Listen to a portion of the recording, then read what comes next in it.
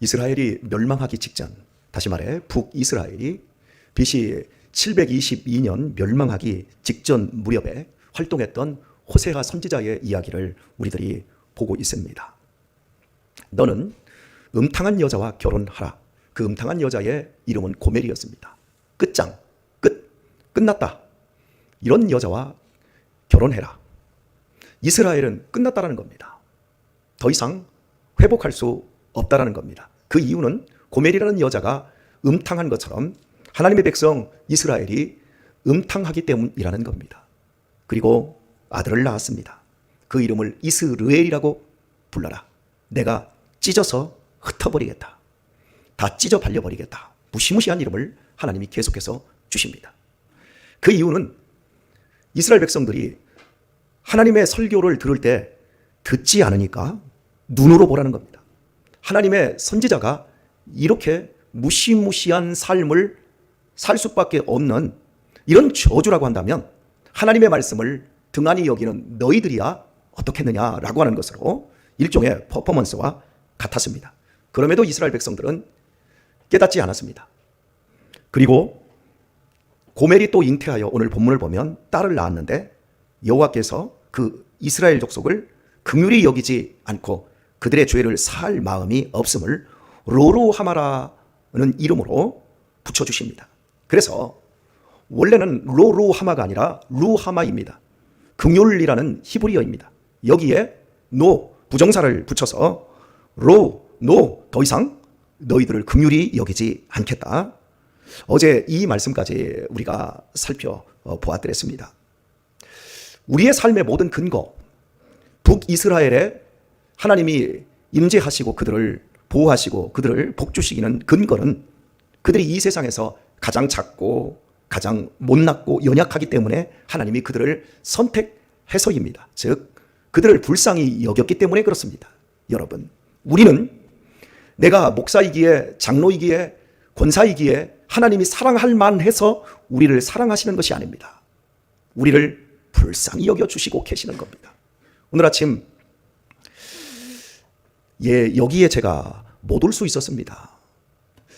집에서 나와서 정상적으로 큰 길로 접어들면서 좌회전을 하는데 내 신호를 받고 좌회전을 하기 시작했습니다. 그런데 덤프 트럭이 저쪽에서 오고 있는데 느낌이 안 쓸 것 같아요. 그래서 내 신호임에도 불구하고 잠시 섰습니다. 그런데 제 생각은 적중했습니다. 전혀 브레이크를 밟지 않고 제 앞에서 한 1m짜리 사이로 확 지나가 버리는 겁니다. 만약에 제가 제 신호이기 때문에 지키고 좌회전을 한다, 만약 그랬다고 한다면 저는 지금 이 자리에 없을 것입니다. 어제 그저께 평택기독교 총연합회 이쪽으로 평택경찰서에서 공문이 왔어요. 그 공문의 내용을 여러분에게 소개합니다. 우리 지역에 새벽에 교통사고가 급증을 했는데 교회 차사고와 교회에 나오는 노약자들, 어른들이 교통사고로 많이들 다치고 죽는답니다. 그래서 어떻게 하라는 거죠? 새벽 예배 웬만하면 하지 말라는 의미예요. 참 무시무시한 세상입니다. 안 하자니 우리가 하나님의 긍휼을 입을 수가 없고, 하자니 두렵고, 이런 현실들을 우리가 맞이하고 있는 겁니다. 그러나 말입니다, 제가 만약 여기에 못 오는 한이 있어도 제가 정말 걱정하고 있는 것은 하나님의 은혜가, 우리를 불쌍히 여겨주시는 그 은혜가, 나와 여러분의 가정을 하나님이 보살펴주시고 우리를 긍휼히 여겨주시는 은혜가, 이 교회 위에 임한 하나님의 은혜가 떠나가는 겁니다. 이것을 저는 가장 두려워합니다. 제 인생에서 제가 다치거나 제가 죽는 것보다 제가 하나님을 사랑하고 하나님 안에서 있는 이 삶을 제가 우습게 여기지 않을까, 나도 모르게 부지중에 죄를 지으면서 하나님을 떠나는 사람이 되지 않을까, 나도 모르게 성령을 소멸하는 사람이 되지 않을까, 이것이 저에게는 가장 무섭고 두려운 일입니다. 하나님의 은혜가 우리 안에서 떠나가 버리면 우리는 고독한 하이에나 한 마리에 불과합니다. 무리에서 버려진 고독한 하이에나의 그 삶, 군중 속의 고독이라고 우리가 현대사회에 많은 사람들과 어울려서 살아가고, 요즘은 카톡이라고 하는 것, 또 함께 공유하는 밴드라고 하는 것으로 얼마나 서로를 들여다보고 서로에게 링크를 걸어주면서 서로와 소통을 합니까? 그럼에도 불구하고 우리 안에 뿌리 깊게 올라오는 속에서부터 차오르는 외로움과 고독이라고 하는 것을 우리가 견딜 수가 없는 세상이 되다 보니까 우울증 환자들이나 공황장애나 또 여러 이상 증상들, 자살자들이 그리도 많이 나오는 겁니다. 우리나라의 사망률 1위가 암입니다. 그런데 20대, 30대의 사망률 1위는 자살입니다. 무서운 일이죠. 하나님의 은혜가 우리 가운데서 떠나가 버리면 우리는 한 마리 짐승에 불과한 거예요. 그리고 하나님께서도 하나님을 잃어버린 사람들을 향해서 멸망하는 짐승에 불과하다라고 말씀합니다. 우리가 다른 것은 다 빼앗길 수 있어요. 건강을 빼앗길 수도 있고 물질도 빼앗길 수 있고 명예와 권력도 빼앗길 수 있습니다. 그런데요, 은혜를 빼앗기는 것보다 더 무서운 것은 없습니다. 아니, 어차피 우리 다 빼앗길 겁니다. 이 건강 결국 빼앗길 겁니다.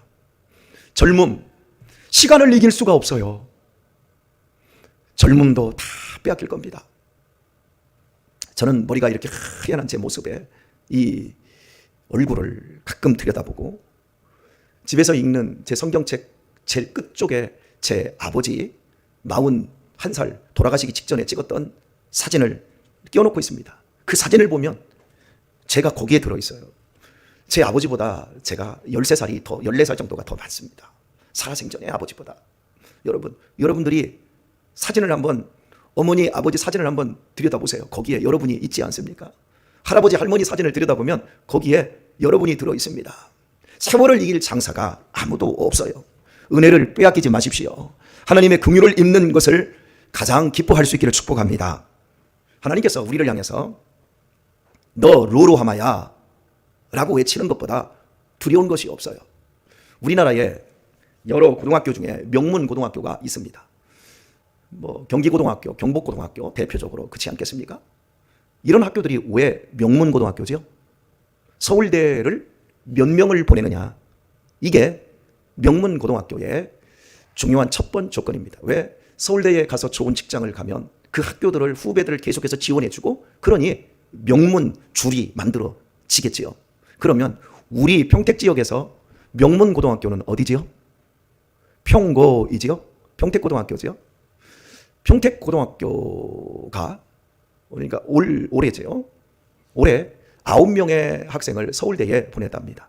상당히 올해 전과를 많이 올린 거죠.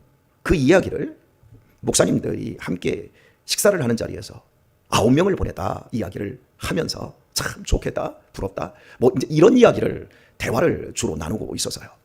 그때 항상 고춧가루 역할을 하는 제가 물었어요. 서울대 9명 보낸 게 우리가 지금 밥을 먹으면서 그걸 부러워할 일입니까? 부럽기는 합니다. 그런데 생각해 보십시다. 서울대 엉덩이만 무거우면, 집중력만 좋으면, 머리만 좋으면, 리더십이 없고 팔로십이 없고 인간관계 못해도, 죄송한 표현 씁시다 목사님들, 대가리만 좋으면, 자기만 생각하고 공부에만 몰두한 이기적인 사람이면 서울대 갈 수 있어요. 그런데 이번에 우리가 말해야 될 것은 서울대에 간 9명의 아이들 가운데 과연 하나님을 경외하는 진짜 지혜를 가지고 하나님을 두려워하는 참된 명철을 가지고 있는 학생이 몇 명이나 있느냐, 그거 아세요? 우리가 이 세상을 살아갈 때 정말 필요한 게 무엇이던가요? 서울대 가서 좋은 직장 들어가고 돈 많이 벌고 더 욕심내기 위해서 더 많이 분투하고, 그런 사람들이 다 나라 망치고 있지 않던가요? 목사님들 정신 차리세요. 제가 이제 그런 식으로 이야기를 했어요. 사랑하는 교회 여러분, 사람들이 교회를 떠난 사람들만 불신자라고 생각하지 교회 안에서 살아가는 불신자들을 잘 못 봐요. 교회 안에 들어와 있는 불신자들이 사실은 더 문제예요. 전혀 자신의 삶을 하나님의 긍휼과 은혜 아래 두지 않아요. 그리고 자기가 원하는 대로 원하는 것을 얻기 위한 종교 유의만을 하고 있는 분들이 많을 수 있습니다. 하나님의 은혜가 있는 교회, 하나님의 긍휼이 있는 교회의 특징이 뭔 줄 아세요? 서울대생을 몇 명 보내느냐, 거기에 있는 것이 아니라 얼마나 사람들을 섬길 줄 아느냐, 나 아닌 다른 사람을 얼마나 사랑할 줄 아느냐, 의식으로만 머리로만 가지고 있는 것이 아니라 실제로 사랑하는 자리에서, 실제로 섬기는 자리에서 그 삶을 훈련하고 연습하는 사람들이, 청년들이, 학생들이 있느냐인 거예요. 서울 못 가도 상관없어요. 지방대 다녀도 상관없어요. 교회 와서 청소라도 한번 할 줄 알고, 정리라도 한번 할 줄 알고, 다른 사람을 대접 한번 할 줄 알고, 공부 좀 못해도 하나님은 이런 사람들을 불쌍히 여기시고 이런 사람들을 결국에는 세월 속에서 보석 같은 인생들로 빚어가십니다. 이 긍휼을 우리 자녀들이 지금 입고 있나 보세요. 이런 긍휼이 지금 우리 가정 안에 이런 루하마가 채워지고 있나 확인하는 것이야말로 오늘 우리들이 신경 써야 할 일입니다. 여러분, 사람들이 이런 말을 하는 것을 저는 종종 들었고 앞으로도 들을 거라고 생각하지만 안 들었으면 좋겠어요. 목사님, 나 이제 힘들게 신앙생활 안 할래요. 나 너무 힘들었어요. 그래서 힘들게 신앙생활 안 하려고 큰 교회로 가서 그냥 교회만 왔다 갔다 할래요. 여러분, 이게 사실은 무시무시한 얘기예요. 어떻게 하나님의 말씀이 힘이 들지 않아요? 너무나도 자기를 위하는 인간의 그 인권이라고 하는 그 부분으로 우리 자신들을 너무나도 이렇게 높이 올려놔가지고 사람들이 위로하고 격려가 되는 설교만을 듣기를 원해요. 물론 위로받아야 될 분들이 많습니다. 격려해드려야 될 분들이 많습니다. 정말 삶의 분투 속에서도 하나님을 섬기면서 오늘 눈물의 세월을 지내는 그런 사람들 위로해드려야 되고 또 그런 분들 격려해 드려야 됩니다. 그러나 넘쳐나도록 삶의 쾌락과 욕망이 극대화되어 있는 그런 사람들을 향해서 하나님의 말씀이 주어질 때 왜 말씀이 힘들지 않겠냔 말이에요. 이런 힘든 말씀이 우리 안에 들어왔을 때 그 말씀에 순종할 수 있는 사람, 그 사람은 하나님의 긍휼을 입은 사람이에요. 우리가 얼마나 이 교회에서 성경을 많이 읽었느냐? 내가 성경을 필사를 3번을 했느냐? 7번을 했느냐? 내 영성 일기가 이만큼 쌓여 있고 내 묵상 자료집이 이만큼 쌓여 있고 개인적인 신앙보다 더 중요한 것은 내가 신앙생활 1년을 했느냐 10년을 했느냐, 나를 관통해간 사람들이 예수님을 얼마나 믿었고 나를 경험한 사람들이 얼마나 따뜻한 심성으로 바뀌었고 얼마나 그들이 사임을 내고 있느냐, 이걸 들여다볼 수 있어야 돼요. 신앙이 너무 개인화되어 있어요. 제가 우리 성도님들 목양을 하며 지금 여기까지 21년 동안 왔습니다. 제 인생의 목표이자 목양의 목표가 뭔 줄 아세요? 저를 포함하여 우리 모두가 그리스도 예수님의 장성한 분량에까지 이르러가는 겁니다. 경건의 목표가 어디 있어요? 질문을 한번 드렸습니다. 여러분, 경건의 목표가 어디 있어요? 돈 많이 버는 거? 집안에 아무런 어려움이 없는 거? 죽을 때까지 잘 먹고 잘 살다가 배부른 소크라테스 아닌 배부른 돼지가 되어서 그냥 그렇게 살다가 죽어 없어지는 거? 내 목표인가요? 아니요. 여러분 따라서 해주십시오. 경건의 목표는 인내다. 분노가 솟아오를 때 그 분노를 다스릴 수 있는 것, 억울해서 원통해서 미쳐버릴 때 내가 하나님을 생각해서 그리스도 예수님의 삶을 선택할 수 있느냐 없느냐, 그 자리까지 가는 인내의 훈련인 거예요. 여러분, 쪽내는 건 누구나 할 수 있어요. 믿음 없어도 쪽내는 건 할 수 있어요. 선을 그어버리고 나 더 이상 신앙생활 힘들게 안 해, 나 셀장 안 해, 나 이제 아무것도 안 할래, 그 사람은 경건을 포기한 사람인 거예요. 하나님의 은혜가 임하면 다 겸손해집니다. 하나님의 긍휼이 있는 목사, 장로, 권사님들 특징이 뭔 줄 아세요? 나 성경 필사 7번 했어요. 나 성경 10번 읽었어요. 이런 걸로 대변되지 않아요. 정말 은혜가 있는 분들은 겸손합니다. 정말 은혜가 있는 사람들은 따뜻합니다. 정말 은혜가 있는 사람들은 넉넉합니다. 하나님의 긍휼을 입는 방법, 아니 긍휼 속에 있는 것을 우리가 확인하는 척도, 그것이 무엇인지를 알아야 합니다.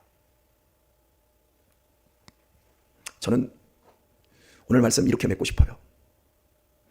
여러분이 제 오른뺨을 때리면 저는 양손을 들어서 여러분의 양쪽 얼굴을 후려갈기는 목사이고 싶지 않습니다. 여러분이 오른뺨을 때리면 왼뺨도 대주고 싶은 그 자리까지 가고 싶은 목사입니다. 왜냐하면 그때만이 하나님의 긍휼을 잃지 않기 때문에 그렇습니다. 우리 교회 문제 있어서 제가 이 설교를 하고 있는 게 아니에요. 우리 장로님들, 권사님들, 제가 여러분을 사랑하고 여러분을 존경하듯이 여러분들도 저한테 그렇게 대해주고 있는 것이 너무 고마워서 제가 이 무지막지한 표현을 썼습니다. 여러분이 오리를 가자 그러면 저는 신리를 더 가지고 싶은 것이 제 목표입니다. 여러분이 겉옷을 벗어달라 그러면 제가 속옷도 벗어줄 수 있는 자리까지 가는 것이 제 목표입니다. 왜요? 하나님이 우리를 그렇게 만들고 싶어 하니까요. 이 교회가 얼마나 크느냐, 300명이 모이느냐, 이런 것을 하나님이 따지는 분이 아니라 두세 사람이 당신의 이름으로 모여서 당신의 사람으로 변화되는 것을 보기를 원하는 분이 하나님이시니까요. 말씀 맺으면서 따라서 하겠습니다. 따라서 하세요. 이제 힘들게 신앙생활을 해야 되겠다.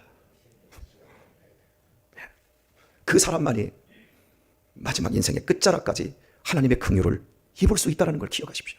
그 사람만이 더 따뜻해질 것이고 더 넉넉해질 것이고 그 사람만이 복된 길에서 기뻐하며 감격하며 찬송하며 나를 통과하는 사람들에게 루하마가 무엇인지를 나타내고 증거하고 보여줄 수 있는 복된 인생 될 것입니다. 이 복된 인생을 살아가는 우리 모든 성도님들 되시길 예수님의 이름으로 축원합니다.